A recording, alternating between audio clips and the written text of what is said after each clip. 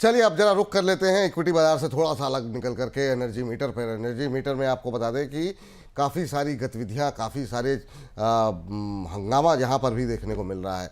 और आज के इस खास सेगमेंट में हम देख रहे हैं कि एमसीएक्स पर कच्चे तेल का भाव 5,000 रुपये के नीचे लुढ़क गया है। विदेशी बाजार में भी कच्चे तेल की कीमतों में करीब 3.5% की गिरावट देखने को मिल रही है। वहीं दूसरी ओर अगर आज के कारोबार में एमसेक्स पर नेचुरल गैस भी लाल निशान में कारोबार करते हुए देखा जा रहा है। ऐसे में कच्चे तेल और नेचुरल गैस में ट्रेडर्स को क्या करना चाहिए, इसका आउटलुक क्या रहेगा, इस पर बातचीत करने के लिए हमारे साथ जुड़ रहे हैं मोतीलाल ओसवाल, फाइनेंशियल सर्विसेज के एनालिस्ट मानव मोदी जी। मानव जी, बहुत बहुत स्वागत आपका आज की हमारी इस चर्चा में जुड़ने के लिए। शुक्रिया शुक्रिया। विपुल जी, कैसे हैं आप? हम बहुत अच्छे हैं सर, आप कैसे हैं? और पहला सवाल ये सर, क्या हो रखा है दुनिया के अंदर? मतलब हर रात जो है एक नई खबर सामने आती है और ट्रेड वॉर जो है वो बढ़ता हुआ दिखाई दे रहा है और उसका असर सीधा सीधा जो है वो क्रूड पे देखने को मिल रहा है। पिछले बीते 3 दिन 4 दिन ऐसे रहे हैं कि हर रोज़ कच्चे तेल में गिरावट देखने को मिल रही है। आप कैसे देख रहे हैं और ये गिरावट और कहाँ तक जाती हुई दिखाई दे रही है? जी विपुल जी, मेरे ख्याल से आपने बिल्कुल बहुत अच्छी शुरुआत की कि हर सुबह एक नई अपडेट, एक नए रिपोर्ट, एक नए अलर्ट के साथ शुरुआत करते हैं। यही दौर जब प्रेसिडेंट ट्रम्प पिछले एरा में थे, 2016 के एरा में, तब भी यही माहौल था कि हर सुबह हम उठते थे नए अपडेट के साथ। अब ये एरा भी मेरे ख्याल से वैसा ही है, लेकिन अग्रेशन थोड़ा ज्यादा दिख रहा है प्रेसिडेंट ट्रम्प का। अगर हम लेटेस्ट अपडेट्स की बात करें सर, तो पिछले कुछ दिनों से हम टैरिफ रिलेटेड अपडेट्स बहुत ज्यादा बढ़ते हुए देख रहे हैं। जब से प्रेसिडेंट ट्रम्प और उनके एडमिनिस्ट्रेशन ने जो ओवरऑल न्यूज डाली है कि हम रेसिप्रोकल टैरिफ डालेंगे, लगभग 50-60 कंट्री उसमें इन्वॉल्व है, बड़ी लंबी लिस्ट है। चाइना उसमें सबसे ऊपर है, जब पिछले अपडेट में 54% का टैरिफ था। अब लेटेस्ट अपडेट ये बताता है कि टोटल जो उनका टैरिफ है वो 100% से ऊपर जा चुका है। और इसका एक ही कारण है कि बाकी देश यूएस के साथ नेगोशिएशन, बाकी देश व्हाइट हाउस के साथ बैठने को, बातचीत करने को तैयार है, लेकिन चाइना ने ये अपडेट डाला है कि हम अंत तक यूएस के साथ झुकेंगे नहीं, अंत तक हम ये करते रहेंगे। तो मेरे ख्याल से इसका थोड़ा मुआवजा यूएस ने वापस बढ़ाया है और एडिशनल 50% जो टैरिफ है वो बढ़ाने की बात की है। तो चाइना के ऊपर जब भी इम्पैक्ट आता है तो क्रूड और इंडस्ट्रियल मेटल सबसे पहले हमें गिरते हुए देखते हैं, और यही हमें मिला है कि कल रात को अपडेट आई कि 50% एडिशनल टैरिफ लगेगा। और हम आज देख रहे हैं कि सुबह 3.5-4% से क्रूड में हमें गिरावट आती हुई दिखी। हम्म। यहाँ से और कितना डाउनसाइड आप देख रहे हैं सर? क्योंकि अभी जो है और भी ज़्यादा मंदी गहराने की वजह से की आशंका जताई जा रही है। जो जिस तरीके से ट्रेड वॉर बढ़ती हुई दिखाई दे रही है, अभी क्या डिमांड को लेकर के अगर रिसेशन होता है तो किस तरीके से आपको लग रहा है कि क्या घट सकती है? क्या सिचुएशन आगे चल करके आप देख रहे हैं? जी बिल्कुल, मेरे ख्याल से रिसेशन, बहुत बड़े बड़े जो इन्वेस्टमेंट बैंकर्स हैं उनके रिपोर्ट्स में अब ये वर्ड आना शुरू हो गया है। इनकी इनकी जो प्रोबेबिलिटी है वो बढ़नी शुरू हो गई है।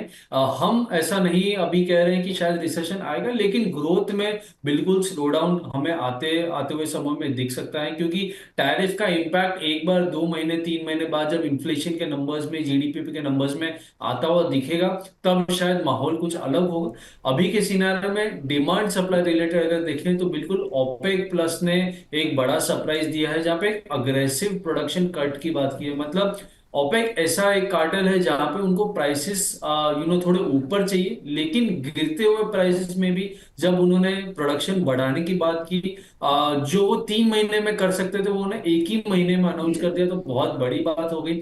दूसरी तरफ से ट्रेड वॉर, जियोपॉलिटिकल टेंशन का एज सच अब तक हमें कोई पॉजिटिव मोमेंटम नहीं दिख रहा है, क्योंकि चाइना के ऊपर दबाव ज्यादा है, ट्रेड की अनसर्टेनिटी ज्यादा है। और तीसरी तरफ डॉलर इंडेक्स की जो मूवमेंट है वो थोड़ी लैकिंग है। 103 के आसपास रिकवरी आई है बिल्कुल, लेकिन वहां से वापस थोड़ी गिरावट है, तो वहां पे थोड़ी क्लैरिटी कम है कि डॉलर इंडेक्स किस तरह से मूव करेगा। तो अभी भी मुझे लग रहा है नीचे में जगह बाकी है, क्रूड में ओवरऑल मोमेंटम नीचे ही लग रहा है, दबाव का माहौल है। और WTI इंटरनेशनल की बात करें तो मेरे ख्याल से $60, $62 का जो एक बैंड है, 60 से 65 का, वो एक बहुत मेजर सपोर्ट है, मल्टी मंथ सपोर्ट है। अगर हम देखें बहुत सालों से, महीनों से सपोर्ट नहीं ब्रेक हुआ है। अब जाके हम इसके नीचे ट्रेड करें, तो मुझे लग रहा है थोड़ी और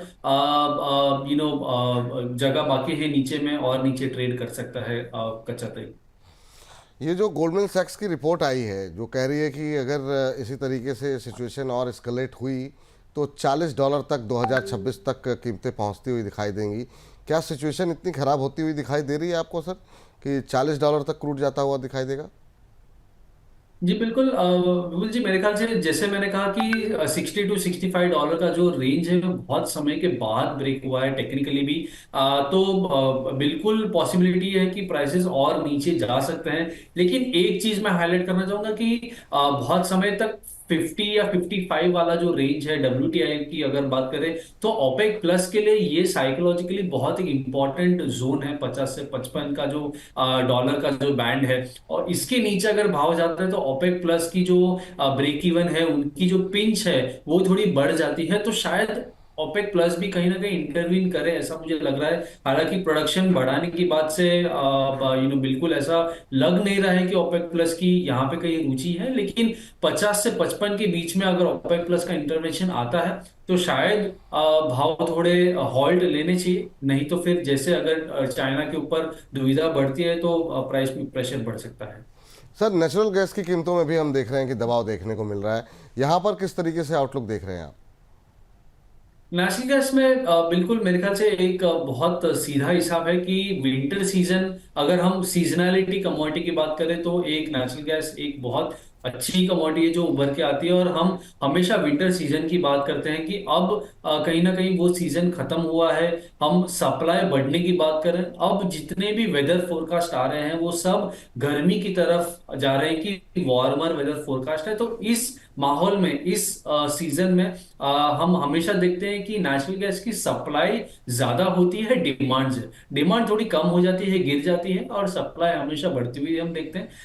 वार्म जितना भी होगा वेदर, उतना नेचुरल गैस के ऊपर प्राइस इंपैक्ट भी हम आता हुआ देखेंगे। तो मेरे ख्याल से नेचुरल गैस में भी 400 के आसपास, 380 के आसपास से गिरावट आती हुई देखते हैं। और थोड़ी मुझे लग रहा है जगह है नीचे में जहां पे हम नेचुरल गैस गिरता हुआ देख सकते हैं। ठीक सर। चलिए सर, अब जो है इस सेगमेंट को तो वाइंड अप करने का टाइम हो रहा है, लेकिन आपसे जाने से पहले ज़रूर जानना चाहेंगे कि अगर हमें ट्रेड इनिशिएट करना हो तो फिर कच्चा तेल और नेचुरल गैस, इन दोनों में आपकी ट्रेडिंग कॉल्स क्या होंगी सर यहाँ पर? जी बिल्कुल, कच्चे तेल से शुरुआत करेंगे।